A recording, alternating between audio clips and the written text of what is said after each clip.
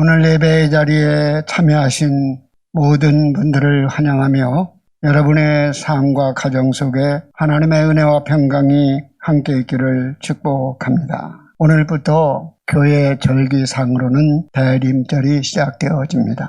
대림절은 성탄절 4주간을 말하는 것이며 우리의 삶 속에 왕으로 오시는 예수 그리스도의 오심을 기다리며 기대하는 절기입니다. 그래서 대림절 기간은 원래 촛불을 성탄절까지 포함하면 5개고 주일 포함하면 4개의 촛불을 켜서 첫 번째 촛불은 소망을 의미합니다.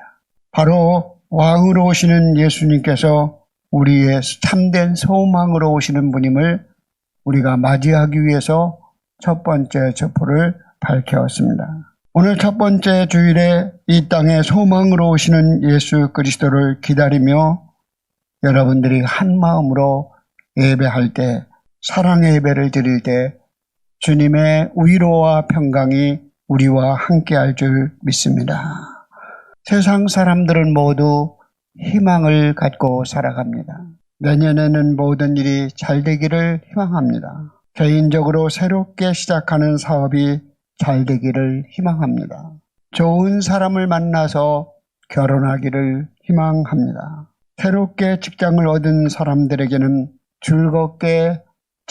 즐거운 직장 생활이 되기를 희망합니다. 심지어 복권에 당첨되기를 희망하며 살아갑니다. 그런데 이 모든 희망들은 나로부터 출발되어지고 나의 생각과 신념에서 출발되어진 것이기에 이루어질 수도 있고 이루어지지 않을 수도 있습니다. 그러나 하나님의 약속 속에서 주어지는 희망, 소망은 반드시 이루어집니다.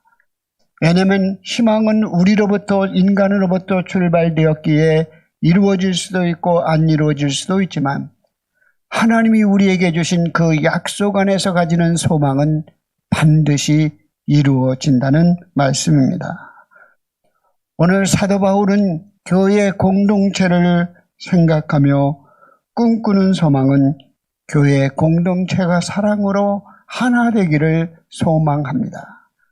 그리고 더 나아가서 교회 공동체가 소망의 공동체가 되어 위로의 하나님을 만나며 믿음 생활을 인내함으로 끝까지 지켜나가기를 소망합니다. 여러분, 교회는 세상의 소망입니다. 사람들이 교회에 대해서 많은 실망감을 얘기하고 비난을 얘기하지만 그 가운데는 교회에 대한 기대감이 있기에 우리가 그 그대의 기대의 바람에 응하지 못했기 때문에 더 많은 비난과 여러 가지 말들을 쏟아냅니다. 그러나 이 세상의 희망은, 소망은 어디에 있습니까? 그래도 믿음으로 살아가려고 하는 교회에 희망이 있습니다. 소망이 있는 것입니다. 그래서 우리가 생각해야 될 것은 우리는 이 하나님의 나라는 교회의 미래이며 또 교회의 미래는 세상의 미래이며 또 세상의 미래는 하나님께 있는 것입니다. 오늘 본문은 일찍이 로마 교회 안에는 대립적인 두 그룹으로 갈등 관계가 계속되었습니다. 그래서 본문을 이해하기 위해서는 로마 교회의 역사적 배경을 올바로 알아야 합니다. 로마 교회는 강한 자와 약한 자, 믿음적으로, 그리고 유대인과 이방인의 갈등이 계속되었습니다. 이 갈등의 문제가 바울이 로마서를 쓰게 된 또 하나의 목적이기도 했습니다. 로마 교회는 누가 개척했는지 아직까지 정확하게 알려지는 않았지만 우리가 단지 추측할 수 있는 것은 로마로 이주해간 디아스포라 유대인들을 통하여 기독교 복음이 자연스럽게 확장되어 그곳에 유대인 중심의 교회가 세워진 것 같습니다. 이러한 로마 교회가 바울이 활약했던 주 50년대 영향력 있는 교회로 로마 지역에서 성장했습니다. 그리고 그 교회의 핵심 세력은 유대인이었던 것이 분명합니다. 그런데 뜻하지 않는 사건이 발생합니다. 로마 교회 내 유대인의 폭동 사건이 일어난 것입니다. 이것은 그리스도를 믿는 문제 때문에 유대인과 이방인들 사이에 종교적 논쟁이 심화되어 일어난 자그마한 폭동이 확대된 것입니다. 이 문제를 해결하기 위하여 당시 로마의 황제였던 글라디우스는 AD 49년에 유대인들을 추방령을 내립니다. 로마에 있는 모든 유대인들은 유다, 이 로마를 떠나야 합니다라고 칙령을 내립니다. 이 황제의 칙령이 내리면 다 추방당할 수밖에 없는 거 아닙니까? 그래서 그 추방당한 대표적인 인물이 바울이 고린도에서 만났던 브리스길라와 아굴라 부부인 것입니다. 브리스길라가 아굴라 부부는 천막을 지으면서 그곳에서 생업을 유지하고 있었고, 바울이 아덴에서 고린도에 가서 제일 처음 큰 도움을 입은 사람이 브리스길라와 아굴라이며, 나중엔 바울이 에베소로 옮겨갔을 때도 브리스길라와 아굴라 부부는 바울을 따라 선교의 동역자가 되었습니다. 유대 그리스도인들이 로마 지역을 떠난 후 이방인 그리스도인들이 로마 교회의 주도권을 잡고 있었습니다. 그 후에 로마 교회는 수적으로 계속 팽창하여 이방인 중심의 로마 교회로 든든히 서가고 있었습니다. 그런데 AD 454년에 네로 황제는 칙령을 폐지하고 유대인들이 귀환할 수 있도록 다른 칙령을 내립니다. 로마 교회에 다시 돌아온 유대 그리스도인들은 자신이 누렸던 기득권과 영향력이 예전 같지 않다는 것을 피부적으로 느끼게 되자 여기서부터 갈등이 시작됩니다. 유대 그리스도인들은 자신들의 기득권을 주장하고 이방인 그리스도인들은 수적인 우세를 힘입어 주도권을 잃지 않으려고 갈등이 시작된 것입니다. 이러한 갈등이 로마 교회 내에서 사삭한 건 종교의 문제로 대두되기 시작합니다.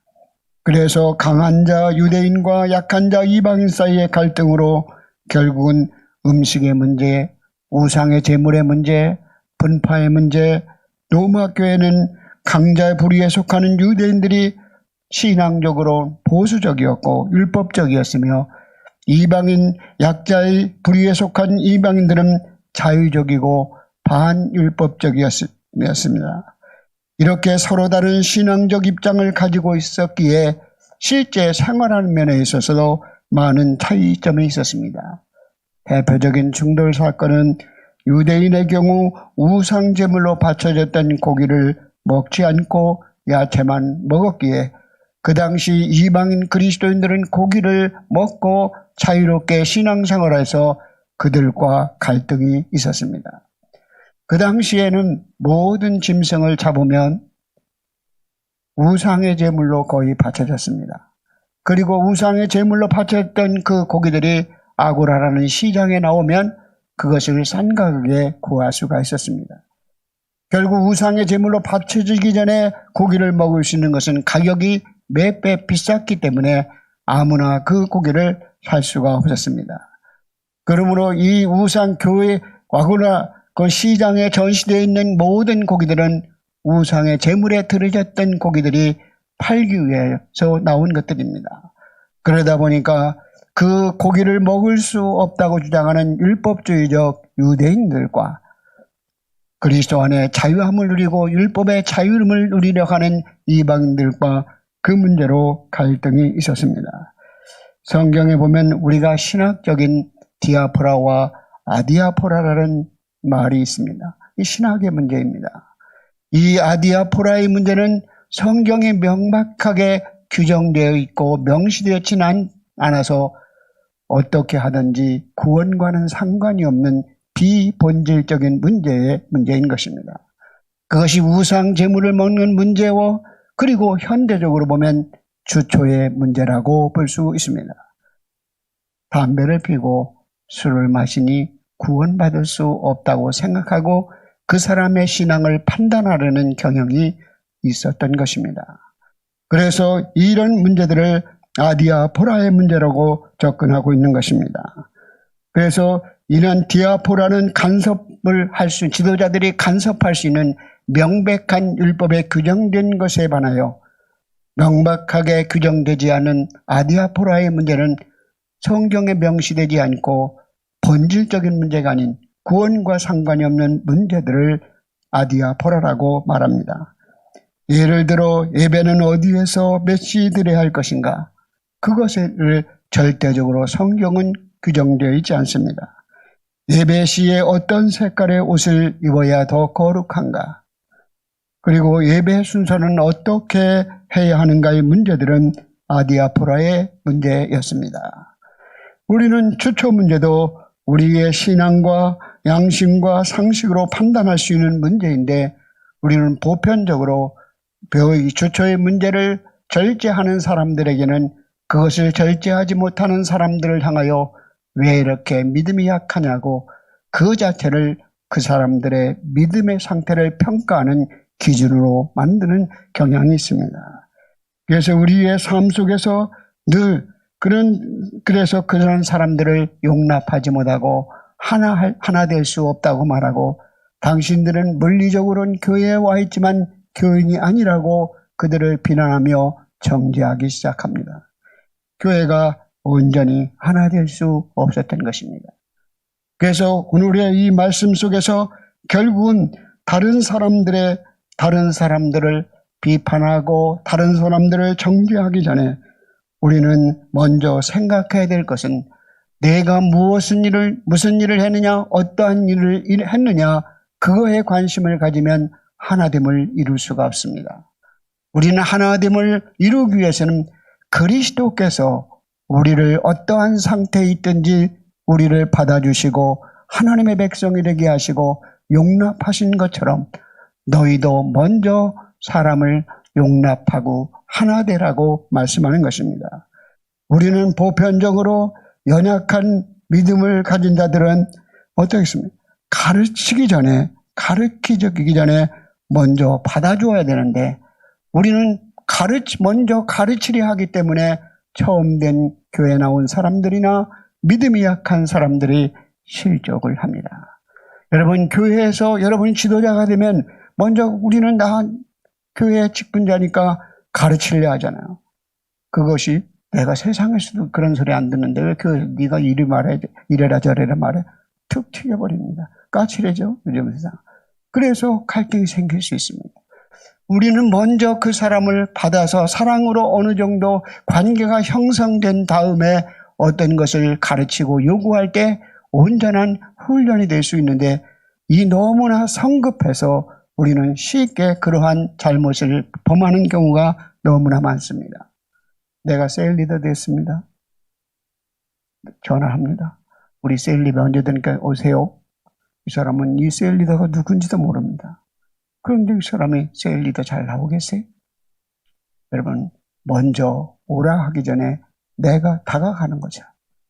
내가 셀 리더입니다. 언제 한번 만나서 식사를 나누고 또 언제 한번 커피 타임이라도 가집시다. 관계가 어느 정도 형성된 후에 우리가 이렇게 모여서 예배를 드리는데 함께 예배 드리시지 않겠습니까? 그렇게 할 때 셀의 확장이 이루어지고 사랑으로 셀의 공감대가 형성되는데 내가 셀 리더니까 내가 하라는 대로 해. 그런 식으로 하면 결코 하나됨을 이룰 수 없는 것입니다. 오늘 말씀을 통해서 서로 용납하라는 것입니다. 우리는 서로 다르지만 서로를 이해하고 받아들이는 데 사용되기 위하여 하나님이 우리에게 자유를 주신 것입니다. 한국교회 제가 박사학위 논문을 쓸 때 거의 논문 10개 중에 3개는 어떤 논문이었냐면 교회의 갈등, 그 갈등은 뭐냐? 도시 주변에 있는 교회들이 3, 40명, 50명 모이던 교회들이 아파트가 들어옵니다. 그러면 아파트에서 새로운 교회들이 물밑듯이 들어오면 기존 교인들과 새로 들어온 교인들과 갈등이 시작됩니다. 세대 간의 차이도 있고 기존 교인들은 대개 나이가 많고 목회자와 오랜 관계 속에 있었는데 목회자는 새로운 교인들에 대해서 관심을 갖기 시작하면 기존 교인들이 우리 목사님 변했어 하고서 또 섭섭해합니다. 그래서 그 문제를 갈등 문제를 해결하는 것이 박사학위 논문이에요. 그런 논문이 10편 중에 2~3편이 되었습니다. 여러분 우리의 삶 속에 교회에 이런 일들이 너무나 많이 있습니다. 상대방을 인정하지 않으려 하는 거죠. 나는 너보다 교회를 오래 나왔다. 나는 너보다 교회에서 직분이 더 높다. 그리고 내가 신앙적으로 너는 아직도 술, 담배 문제를 정리하지 못하고 있지 않은가. 이러한 보이는 것들에 의해서 그 사람의 신앙을 평가하려는 우리의 믿음의 문제가 결국 다른 사람들에게 갈등을 주는 것입니다. 여러분, 우리는 주님 안에서 한 부름받은 백성입니다. 그 부름받은 백성으로 우리는 서로를 용납하고 서로를 하나로 묶어야 하는 것입니다. 그것이 우리들의 신앙 자세예요.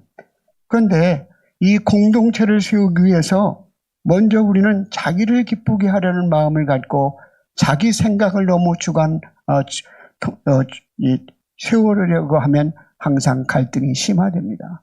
오늘 분명히 이렇게 말씀하잖아요. 1절, 2절에 보면서 뭐라고 말해요? 믿음이 강한 우리는 마땅히 믿음이 약한 자의 약점을 담당하고 자기를 기쁘게 하지 아니할 것이라. 우리 각 사람이 이웃을 기쁘게 하고 선을 이루고 덕을 세우도록 할지니라. 덕을 세우도록 할지니라. 이런 교회를 세우는 것을 의미합니다. 오늘 이 말씀은 교회 안에서 모든 것은 가하나 모든 것이 유익한 것이 아니요 모든 것이 가하나 모든 것이 덕을 세우는 것이 아니라는 바울의 고백처럼 우리의 믿음의 공동체에서 오히려 약한 사람에게 나 따라오라고 하는 것이 아니라 강한 자가 약한 자의 약점을 돌보아주고 함께 짐을 지고 가라는 말씀인 것입니다.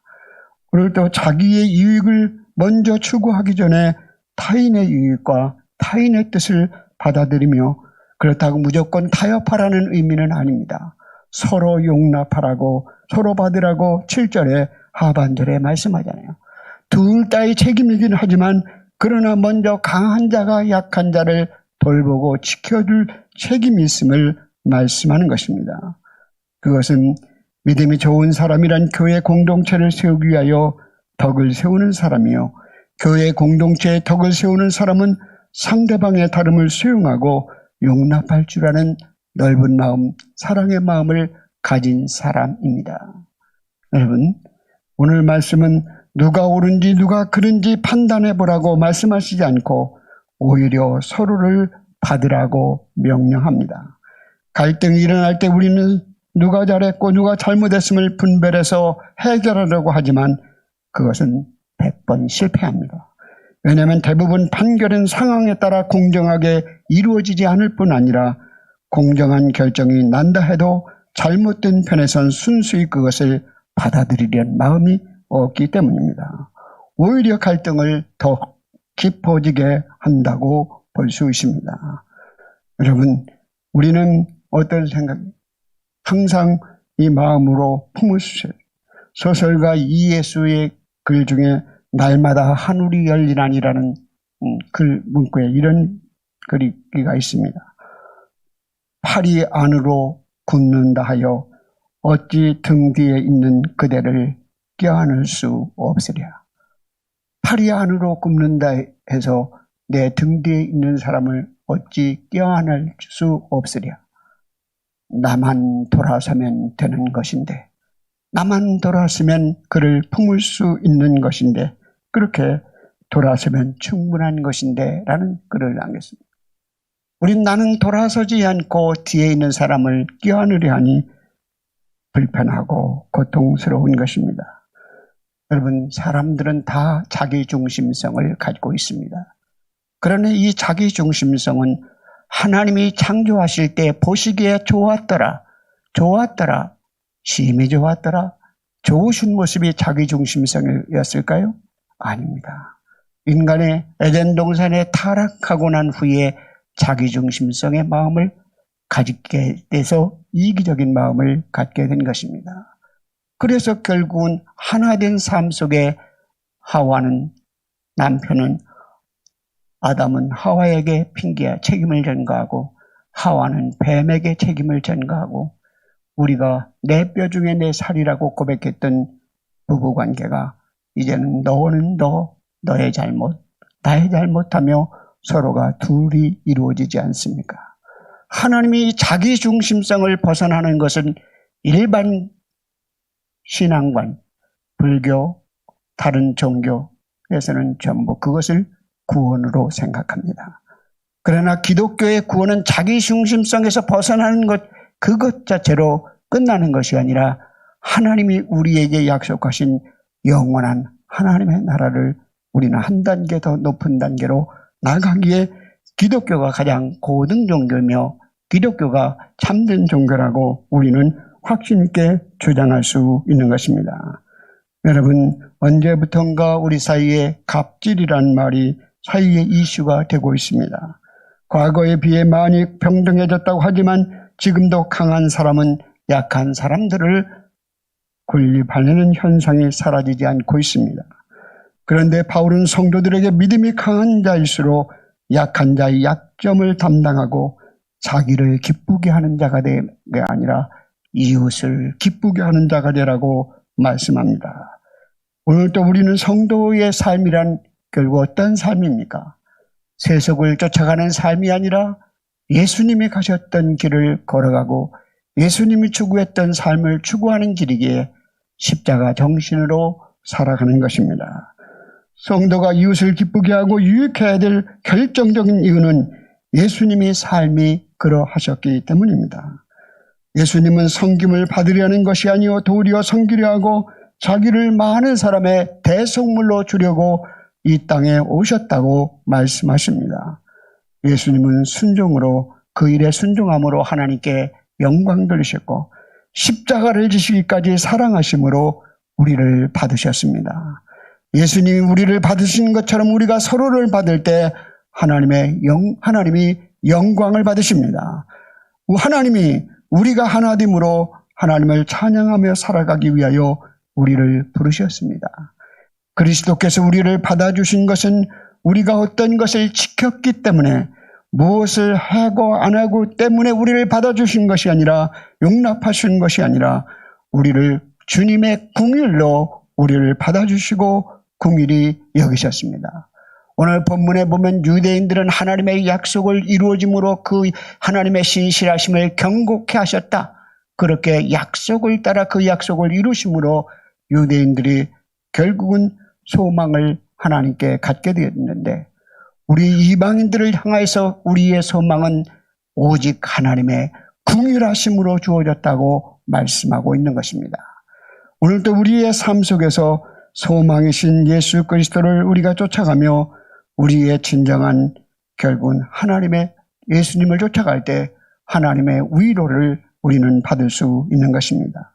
예수님을 믿는다는 것은 삶의 행실로 그리스도가 누구인지를 세상 가운데 드러내야 합니다.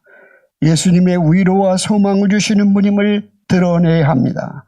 이웃에게 어떠한 모습으로 예수님을 드러내고 있는지 오늘 대림절 첫 번째 주일에 생각해 보시기 바랍니다. 너무나 넓게 생각하지 마십시오. 내 교회 안에서, 직장에서, 가정에서 내 만나는 이웃에게 예수님의 어떠한 모습을 드러내고 있습니까? 이 시대의 많은 사람들은 하나님의 위로가 필요합니다. 하나님이 주시는 그 소망을 갖기를 원합니다. 이 위로란 말은 격려한다, 힘을 준다, 함께 한다는 파라크레토스와 같은 의미로 쓰이고 있습니다. 그래서 늘 고난 가운데 고난과 위로는 함께 가는 것입니다. 우리는 고난 속에서 하나님의 위로가 필요한 사람들입니다. 우리는 상황에 따라서 그래서 하나님의 이름을 이렇게 부르죠. 우리 은혜가 적실할 때는 은혜의 하나님 나에게 은혜를 베풀어 달라고 부르짖고 기도합니다. 우리가 하나님의 능력이 절실히 필요할 때는 전능하신 하나님, 나를 고쳐주옵소서라고 하나님께 기도합니다. 바울은 오늘 본문의 말씀에 로마서는 1장부터 11장까지인 교리적인 문제, 칭의로 구원만 오직 믿음으로 의롭게 되는 구원의 문제를 얘기할 때는 전적으로 하나님을 은혜와 긍휼의 하나님이라고 불렀습니다. 그러나 12장 이후에 나오는 우리의 성화의 측면에서 말씀할 때는 은혜의 하나님, 긍휼의 하나님이 아니라 소망의 하나님, 인내하고 위로하는 하나님으로 우리에게 말씀을 다가오고 있는 것입니다. 오늘도 위로의 하나님을 여러분, 위로의 하나님, 하나님께 소망을 가진 자로 인내할 때 위로의 하나님이 우리와 함께 하셔서 우리가 그 소망을 이루어짐을 볼 수 있는 것입니다. 유대인들을 구원하시기 위하여 아브라함에게 결국 그 믿음으로 하나님이 주신 약속의 땅을 약속하시고 그것을 이루시고 그 약속에 기록된 모든 성경의 약속들이 그대로 다 이루어짐으로 하나님의 신실하심이 견고하게 되었습니다. 그러므로 우리는 다시 오실 예수님을 기다리는, 재림 예수를 기다리는 믿음 안에서 우리는 하나님의 긍휼을 기다리며 소망하며 인내할 때 하나님의 위로를 받을 수 있으며 그 소망이 이루어질 줄 믿습니다. 오늘 또 신실하신 하나님께 소망을 두고 인내하는 삶을 살아내고 하나님은 그들에게 신실하셔서 그들을 위로해 주십니다. 히브리서 10장 36절에 보면 너희에게 인내가 필요함 너희가 하나님의 뜻을 행한 후에 약속하신 것을 받기 위함이라. 우리가 하나님께 나와 인내하는 믿음이 없어서 곧잘 주님을 떠나기도 하고 우리의 신앙이 흔들리기도 합니다. 내 기도가 응답되어지지 않는다고, 내가 예수님을 믿는데도 하나도 내게 느낌이 없다고, 하나님을 경험하지 못하는 우리의 삶 때문에 곧잘 믿음 생활을 포기하기도 합니다. 성도 여러분, 하나님은 여러분이 소망을 갖고 하나님의 약속 안에서 인내하기를 원합니다. 인내할 때 위로의 하나님이 여러분을 위로하실 줄 믿습니다. 성경에서 많은 구약의 예언자들이 위로를 받음으로, 인내 가운데 위로를 받음으로 맡겨진 사명을 감당했습니다. 오늘도 하나님의 위로를 받고 소망하며 하나님을 찬양하는 예배 공동체가 되기를 원합니다. 여러분, 오늘도 하나님은, 바울은 천국에 대한 소망 가운데 사는 사람들을 뭐라고 표현했는가요? 고린도서에 보면 근심하는 자 같으나 항상 기뻐하고 가난한 자 같으나 많은 사람을 부유하게 하고 아무것도 없는 자 같으나 모든 것을 가진 자라고 말씀합니다. 그리스도 안에 소망을 가진 자는 그 안에 부유함을 누리는 것입니다. 오늘 대림절 첫 번째 주일입니다. 예수님의 초림을 기억하고 성탄을 기억하고 다시 오실 재림을 기다리는 이때 우리는 인내함으로, 소망 가운데 인내함으로 하나님의 약속을 받기 위하여 오늘 또 이웃을 용납하고 하나됨으로 기쁨과 평화 가운데 하나님을 찬양하는 하나님의 백성이 되기를 원합니다. 그리할 때 하나님의 위로와 평강이 우리 가운데 넘쳐날 줄 믿습니다. 우리의 소망은 오직 예수 그리스도입니다. 이 세상의 소망도 오직 예수 그리스도이십니다. 예수께 소망을 준다는 것은 하나님의 나라를 소망하는 것이며, 예수 그리스도께 소망을 준다는 것은 예수 그리스도의 다스리심을 기대하는 것이며, 예수 그리스도께 소망을 준다는 것은 성령의 능력을 소망하는 것을 의미합니다. 의정부 영락교 성도 여러분, 예수 그리스도를 대림절 중에 다시금 소망하셔서 세상에 썩어질 것에 대한 소망이 아니라 영원한 것에 대한 소망을 두시고 변치 않는 소망을 두시고 인내함으로 하나님의 약속을 다 받아 누리는 하나님의 나라 백성들이 되시기를 주의 이름으로 축복합니다. 기도드리겠습니다. 자비로우신 하나님 아버지, 오늘도 서로가 서로를 용납하고 강한 자가 약한 자를 용납함으로 말미암아 하나 되라고 말씀하셨습니다. 주님이 우리를 용납하신 것처럼 우리도 이웃과의 갈등 관계에 용납할 수 있도록 마음을 주시고 다른 사람들에게 시험거리가 되지 않는 하나님의 백성이 되게 하여 주시옵소서. 또한 간절히 원하고 원하는 것은 약속 안에 소망을 갖게 하시고 그 소망을 이뤄나가기 위하여 인내하는 믿음을 주셔서 하나님의 위로를 삶의 자리에서 느끼며 간증하며 살아가는 축복된 사람들이 되게 하여 주시옵소서. 위로받은 자로서 또 다른 사람을 위로함으로 말미암아 생명을 이어가게 하시고 예수 그리스도를 증거하는 축복된 성도들이 되게 하여 주시옵소서. 이 시대는 어두워져 가고 있습니다. 오직 우리의 소망은 주님께 있는 줄 믿습니다. 이 시대에 많은 사람들이 소망을 이뤄가고 있습니다. 하나님의 위로를 받기를 기대하고 있습니다. 위로의 하나님, 소망을 가진 백성들에게 찾아오셔서 우리를 위로하시고 힘을 주시고 강하게 하셔서 세상을 이겨나가게 하여 주시옵소서. 예수님의 이름으로 기도드립니다. 아멘.